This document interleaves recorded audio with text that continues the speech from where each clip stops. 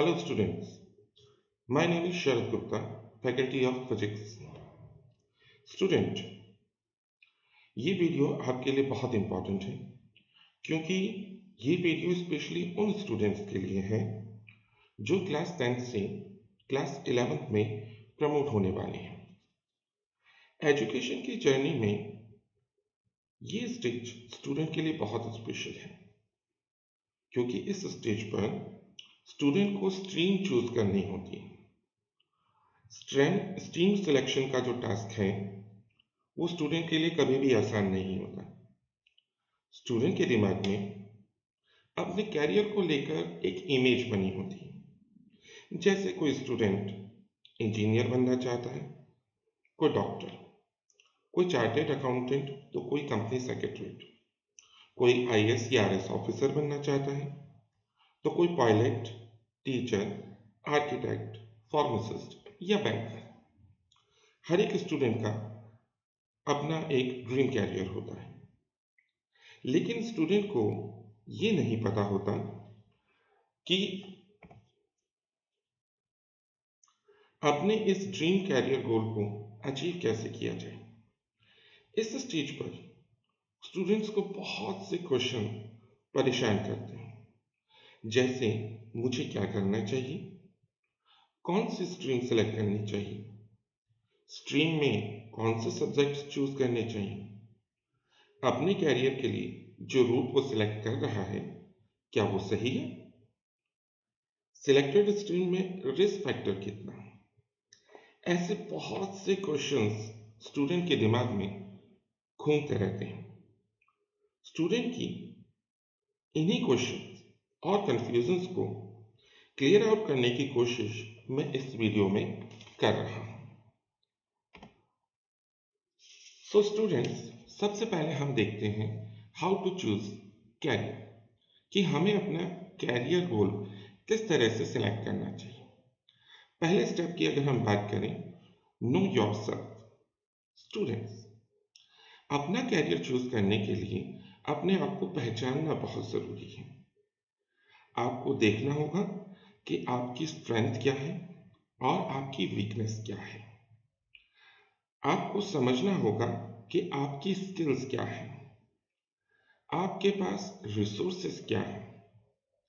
इन सब पैरामीटर्स को मैनिपुलेट करने के बाद ही आप कैरियर चूज करें। जैसे फॉर एग्जांपल में बात करें कि अगर किसी स्टूडेंट को डस्ट एलर्जी है तो उस स्टूडेंट को एग्रीकल्चर, सिविल इंजीनियर या आर्किटेक्चर फील्ड को एज अ कैरियर चूज नहीं करना चाहिए, क्योंकि इन फील्ड में उस स्टूडेंट को डस्ट का सामना करना पड़ेगा जो कि उसकी हेल्थ के लिए सही नहीं रहेगा। सेकेंड स्टेप की अगर हम बात करें कैरियर चॉइस की, तो students explore the possibilities. Students, जिस भी फील्ड में आप कैरियर बनाना चाहते हैं उस फील्ड के बारे में आपको पूरी रिसर्च करनी चाहिए। पर्टिकुलर फील्ड की इंफॉर्मेशन जानने के लिए आप न्यूज़पेपर्स, इंटरनेट, अपने सीनियर्स, पेरेंट्स, रिलेटिव, टीचर्स और कोई एक ऐसा पर्सन जो कि ऑलरेडी उस पर्टिकुलर फील्ड से रिलेट करता हो, इन सब की आप हेल्प ले सकते हैं। इस तरह आपको पता चलेगा कि किसी पर्टिकुलर फील्ड में कैरियर बनाने की क्या पॉसिबिलिटीज हैं, क्या बेनिफिट्स हैं और क्या प्रॉब्लम्स और बैरियर्स आपको इस जर्नी में मिलेंगे। और इन्हीं सब चीज़ों का ध्यान में रखते हुए आपको बहुत सारे फील्ड में से कोई एक फील्ड अपने लिए चूज करना चाहिए। आप चाहें तो बहुत सारे फील्ड में से एक नहीं तो मल्टीपल चॉइस भी रख सकते हैं और फिर उनमें से आप अपना स्पेसिफिक फील्ड सिलेक्ट कर सकते हैं ना। अब अगर हम थर्ड स्टेप की बात करें, तो जब आप प्रीवियस स्टेप में अपना फील्ड चूज कर लें अपना कैरियर गोल सेट कर लें तो आपको गोल अचीव करने के लिए प्रॉपर प्लानिंग करनी पड़ती है। इसके लिए उस फील्ड से रिलेटेड सारी इंफॉर्मेशन आपको कलेक्ट करनी होगी।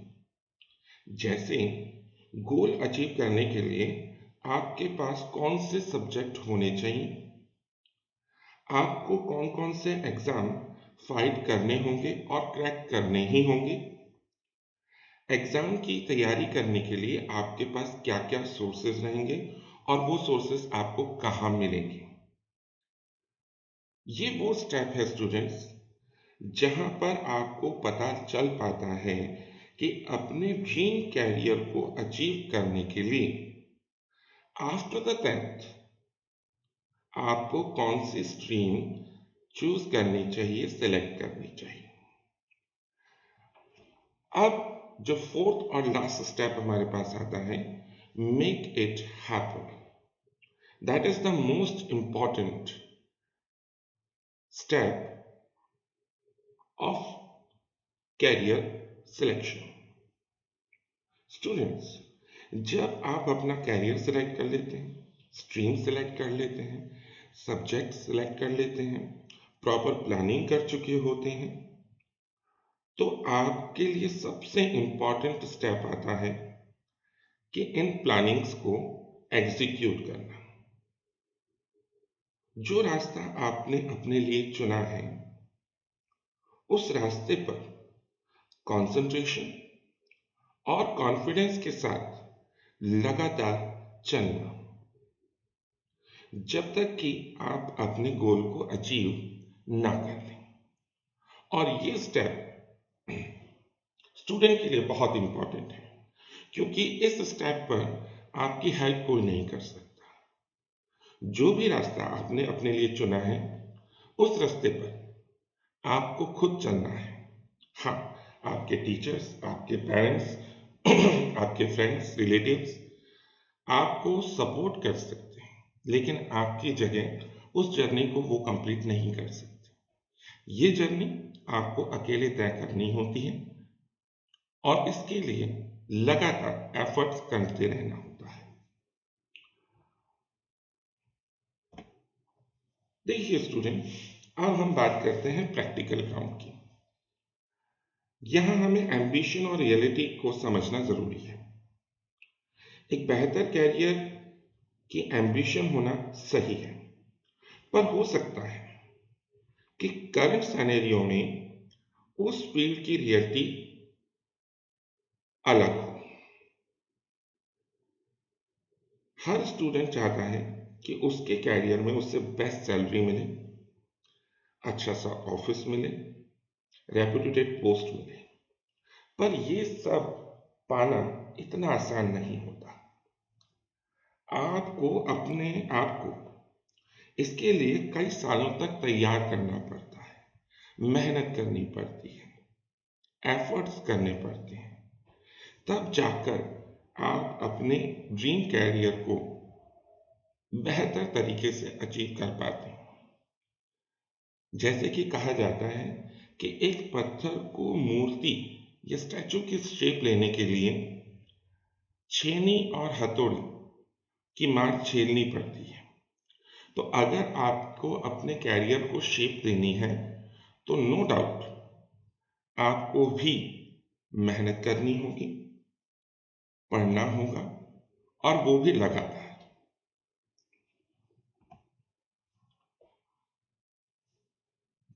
कैरियर सिलेक्शन में कुछ चीजों का ध्यान रखना हर स्टूडेंट के लिए बहुत जरूरी है, क्योंकि जब स्टूडेंट अपना कैरियर सिलेक्ट करता है, स्ट्रीम सिलेक्ट करता है, तो उस पर कई तरह के प्रेशर्स होते हैं और इन प्रेशर्स के इन्फ्लुएंस में स्टूडेंट को नहीं आना चाहिए।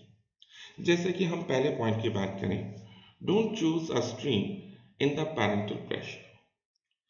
एक्चुअली इंडियन कल्चर में पेरेंट्स स्टूडेंट्स के लिए कई बार कैरियर डिसाइड करते हैं। कई पेरेंट्स होते हैं जो कि पहले से प्री डिसाइडेड कर लेते हैं कि साहब मेरा बच्चा इंजीनियर बनेगा, डॉक्टर बनेगा या फिर चार्टेड अकाउंटेंट बनेगा, और उस चीज को अचीव करने के लिए पेरेंट्स कई बार स्टूडेंट पर एक प्रेशर क्रिएट करते हैं कि आपको यही कैरियर सेलेक्ट करना है, कि अगर फादर लॉयर है तो का बेटा जो है वो भी लॉयर होना चाहिए। इस तरह के प्रेशर्स कई बार स्टूडेंट को झेलने पड़ते हैं। लेकिन स्टूडेंट्स और पेरेंट्स दोनों को इस चीज से ध्यान रखना चाहिए, सबसे पहले पेरेंट्स को, कि वो अपने बच्चे के इंटरेस्ट को समझे, वो क्या करना चाहता है लाइफ में, उसके क्या गोल्स हैं उनको समझे, और उसके लिए पेरेंट्स को अपने बच्चे से बात करनी चाहिए, एक तरह का काउंसलिंग सेशन रखना चाहिए, जिससे कि बच्चा अपनी इच्छाओं, अपने इंटरेस्ट, अपने कैरियर के बारे में जो उसने सोचा है उसके बारे में खुल के आपको बता सके। पेरेंट्स को चाहिए कि वो बच्चे के इंटरेस्ट को समझें, उसको चांस दें अपने कैरियर, अपनी इच्छाओं को पूरा करने का, और उस स्टूडेंट के, उस बच्चे की सपोर्ट करें। और स्टूडेंट को भी चाहिए कि अगर इस तरह का प्रेशर पेरेंट्स की तरफ से आ रहा है तो वो उसको कोशिश करे, अपने पेरेंट्स को समझाए कि वो क्या चाहता है। इसके लिए वो अपने फ्रेंड्स या टीचर की मदद ले सकता है। दूसरे पॉइंट की अगर हम बात करें students, do not choose a stream under the friends influence. कई बार ऐसा होता है कि स्टूडेंट जिस तरीके से उसके फ्रेंड्स जिस फील्ड में जा रहे हैं, जिस स्ट्रीम को सिलेक्ट कर रहे हैं, कि चलिए साहब मेरा फ्रेंड ग्रुप है, वो अगर साइंस ले रहा है तो मैं भी साइंस ले लेता हूँ, या मेरे स्टूडेंट्स, मेरे साथ के जो स्टूडेंट्स हैं या जो मेरा फ्रेंड है वो कॉमर्स ले रहा है तो मैं भी कॉमर्स ले लेता हूँ। तो ये चीज़ बिल्कुल गलत है।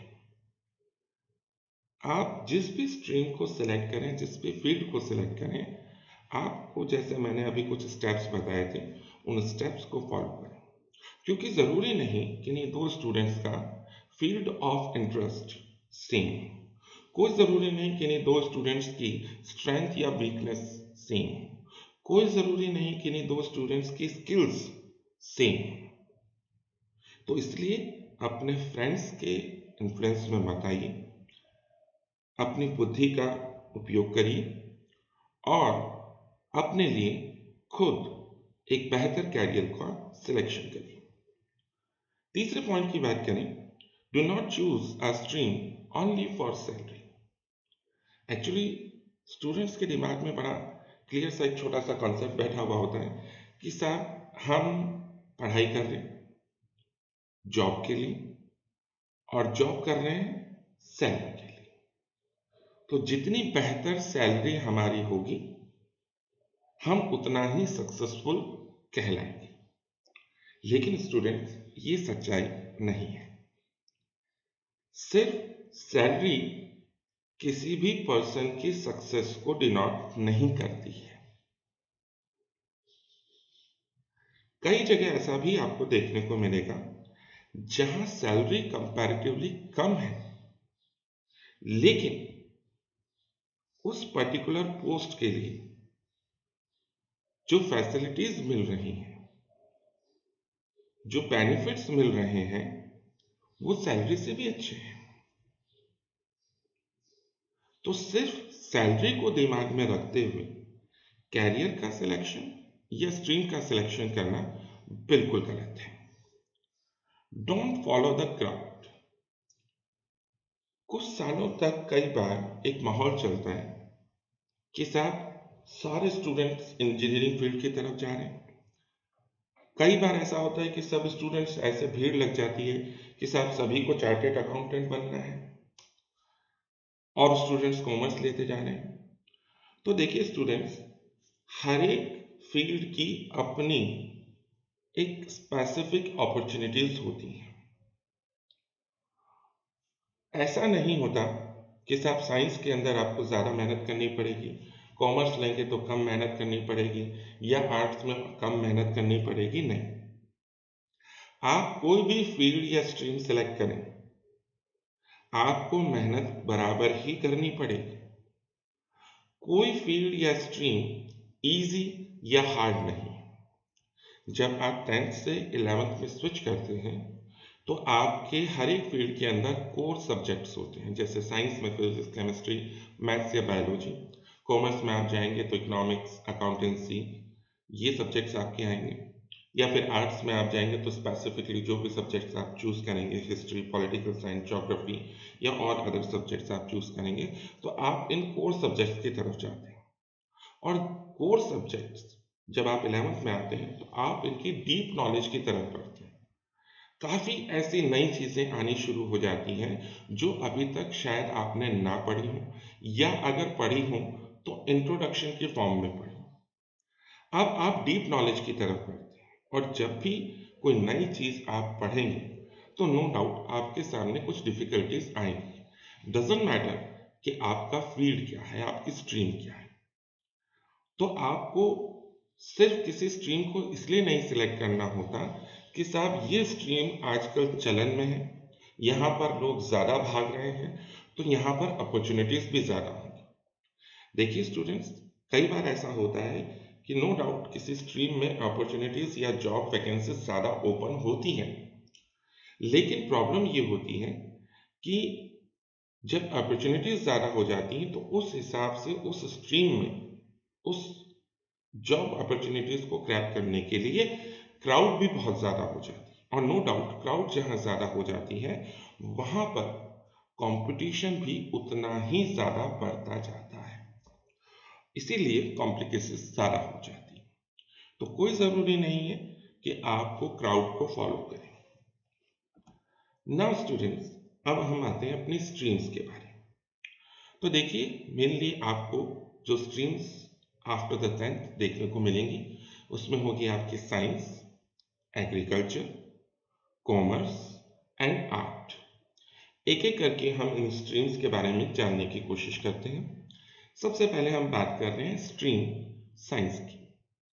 साइंस स्ट्रीम में आपको दो तरह के मेनली फील्ड मिलेंगे, medical and non medical field. अगर आप मेडिकल फील्ड को सिलेक्ट करते हैं तो आपको 3 कोर सब्जेक्ट मिलेंगे, फिजिक्स, केमिस्ट्री एंड बायोलॉजी। अगर आप नॉन मेडिकल फील्ड को सिलेक्ट करते हैं तो आपको इसमें भी 3 सब्जेक्ट देखने को मिलेंगे, मेनली फिजिक्स, केमिस्ट्री और मैथ्स। इसके अलावा नो डाउट जो कंपल्सरी सब्जेक्ट्स हैं वो भी कोर सब्जेक्ट के साथ आपके 11th और 12th में रहेंगे, जो कि generally Hindi, English, physical education, computer, information technology, इनमें से आप चूज कर सकते हैं। अगर आप मेडिकल स्ट्रीम को सिलेक्ट करते हैं अपने कैरियर के लिए, तो ये एक चार्ट मैंने छोटा सा बनाने की कोशिश करी है जिसमें मेडिकल स्ट्रीम से रिलेटेड जो आगे के कोर्सेज हैं आफ्टर द 12th वो आपको मैंने बताए हैं। जैसे कि MBBS का कोर्स है जिसके थ्रू आप डॉक्टर बन सकते हैं। BHMS का स्कोर है, ये होम्योपैथिक डॉक्टर्स के लिए। BAMS का आयुर्वेदिक डॉक्टर्स के लिए। BDS डेंटिस्ट के लिए। Veterinary no doubt animal science से रिलेटेड है। B फार्मेसी जो है, जो कि आपके जो फार्मासिस्ट होते हैं उस फील्ड में अगर आप जाना चाहें तो आपको B फार्मेसी करनी पड़ेगी। B नर्सिंग, अगर आप नर्सिंग फील्ड में जाना चाहें तो आपको BSc नर्सिंग करनी चाहिए।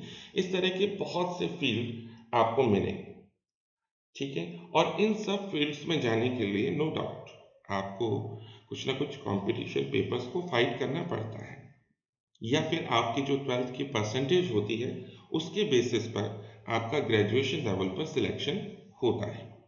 तो स्टूडेंट को कंटिन्यूअसली अपने आप को अपडेट करना पड़ता है, मेहनत करनी पड़ती है, एग्जाम में स्कोर अच्छा लाना पड़ता है, तभी वो आगे प्रोग्रेस कर पाता है। अगर आप नॉन मेडिकल फील्ड को एज अ कैरियर या अपने स्ट्रीम में सेलेक्ट करते हैं तो आपके पास एक ऑप्शन रहता है बीटेक करने का। बीटेक भी अलग अलग फील्ड्स में होती हैं, electronics engineering, computer science engineering, electrical mechanical engineering, information technology engineering, civil engineering, chemical और एरोनॉटिकल्स इंजीनियरिंग। अगर आप बीटेक फील्ड से हटकर, टेक्निकल फील्ड से हटकर आप चाहें तो डिफेंस की तरफ भी स्विच कर सकते हैं। इसके लिए आपको एनडीए का पेपर एक होता है, वो क्रैक करना पड़ता है। एनडीए के पेपर क्रैक करने के बाद भी जो गवर्नमेंट है वो डिफेंस वाले जो है वो आपको इंजीनियरिंग कराएंगे। एयरफोर्स एक्स और वाई ग्रुप का एक पेपर होता है, ठीक है। नेवी या आर्मी में आप जा सकते हैं। इन सब फील्ड्स के लिए भी अलग से आपको कंपटीशन पेपर क्रैक करने पड़ते हैं। या फिर आप नॉर्मल ग्रेजुएशन जो बीएससी होती है, फिजिक्स केमिस्ट्री या मैथ, जो भी आप सब्जेक्ट चूज करके अपनी ग्रेजुएशन कंप्लीट करना चाहें वो कर सकते हैं। स्टूडेंट्स, अगर आप एग्रीकल्चर की बात करें, ये फील्ड के बारे में स्टूडेंट्स को बहुत कम पता होता है, तो एक एग्रीकल्चर भी आपके पास एक अच्छा ऑप्शन है as a subject, as a stream. BSc agriculture, तो बीएससी एग्रीकल्चर में कई सारे, जिस तरीके से इंजीनियरिंग में कई सारे फील्ड्स होते हैं, ऐसे बीएससी एग्रीकल्चर में भी बहुत सारे फील्ड्स हैं। और उन फील्ड से रिलेटेड जो पोस्ट या स्कोप्स आपको आगे जॉब में मिलेंगे, जैसे एग्रीकल्चर ऑफिसर का, असिस्टेंट प्लांटेशन और मैनेजर का, एग्रीकल्चर रिसर्च साइंटिस्ट लेवल्स पर आप जा सकते हैं, मार्केटिंग या एग्जीक्यूटिव लेवल्स पर आप जा सकते हैं। तो बहुत से स्कोप आपको एग्रीकल्चर में भी मिलेंगे। अगर आप एग्रीकल्चर फील्ड में जाना चाहें, बीएससी करना चाहें, तो मेनली इसके दो तरह के पेपर्स होते हैं। एक नेशनल लेवल पर आईसीएआर का पेपर होता है और स्टेट लेवल पर जेट का पेपर होता है, जिसको क्रैक करके आप बीएससी एग्रीकल्चर के लिए ग्रेजुएशन के लिए अप्लाई कर सकते हैं, कॉलेज का सिलेक्शन कर सकते हैं। कॉमर्स स्ट्रीम की अगर हम बात करें तो यहाँ पर भी आपके पास कई सारे फील्ड्स हैं। आप चाहें तो आफ्टर 12th बीकॉम, एमकॉम या एमबीए कर सकते हैं, या अगर आप कॉमर्स फील्ड में ना जाकर सीधा मार्केटिंग फील्ड में या फिर एडमिनिस्ट्रेटिव फील्ड में जाना चाहते हैं, बिजनेस फील्ड में जाना चाहते हैं, तो आप बीबीए या एमबीए कर सकते हैं।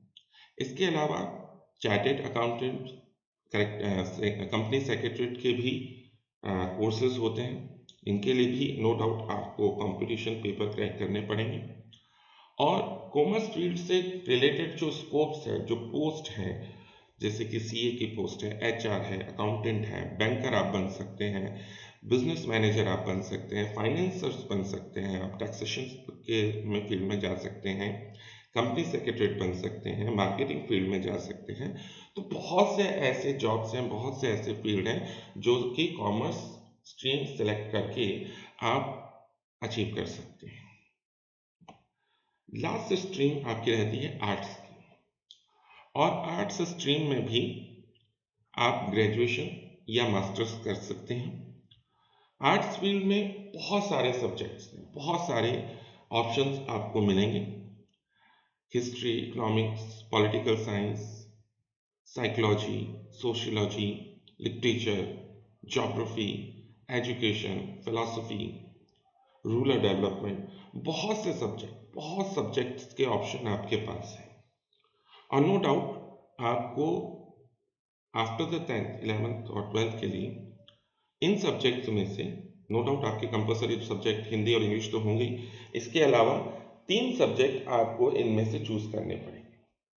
और यहाँ पर सब्जेक्ट चूज करते टाइम भी स्टूडेंट को अपना इंटरेस्ट और जो कैरियर उसने अपने लिए सिलेक्ट किया है उसको ध्यान में रखते हुए अपने सब्जेक्ट्स को चूज करना चाहिए, क्योंकि जो सब्जेक्ट वो चूज करेगा उस सब्जेक्ट की डीप नॉलेज ही उसको कैरियर में आगे हेल्प करेगी। तो नो डाउट इतने सारे सब्जेक्ट्स इस फील्ड में हैं, तो नो डाउट ऑप्शंस जो स्कोप से रिलेटेड हैं वो भी आपके पास बहुत सारे हैं। जैसे कि आप इन में देख सकते हैं, अगर आप जर्नलिज्म में जाना चाहें, ट्रैवल या टूरिज्म में जाना चाहें, सोशल वर्क करना चाहें, है ना, या फिर प्रोफेशनल्स आप बनना चाहें, ठीक है, या फिर एजुकेशनिस्ट बनना चाहें, एजुकेशन फील्ड में और अपने आप को आगे जाना चाहें, ठीक है, तो बहुत सारे फील्ड्स हैं। कैरियर्स की अपॉर्चुनिटी कम नहीं है, किसी भी तरीके से स्टूडेंट्स के लिए कम नहीं है, बशर्त है कि वो अपने गोल के लिए बहुत स्पेसिफिक हो कि मुझे इस कैरियर गोल के लिए काम करना है, मेहनत करनी है, लगातार चलना है, तभी वो अपने कैरियर पर सक्सेसफुली पहुंच पाएगा। तो स्टूडेंट्स, इस पूरे स्लाइड में मैंने आपको बताने की कोशिश करी कि किस तरीके से आप अपना कैरियर सिलेक्ट कर सकते हैं, क्या क्या उसके स्टेप्स हो सकते हैं, कैरियर सिलेक्ट करते टाइम आपको किन बातों का ध्यान रखना है, किन चीज़ों से बचना है, स्ट्रीम्स आपके पास कौन कौन सी हो सकती हैं। अगर फिर भी आपके कुछ क्यूरीज हों, आप कुछ पूछना चाहें, तो आप मुझे कॉल करके या मैसेज करके मुझसे कांटेक्ट कर सकते हैं।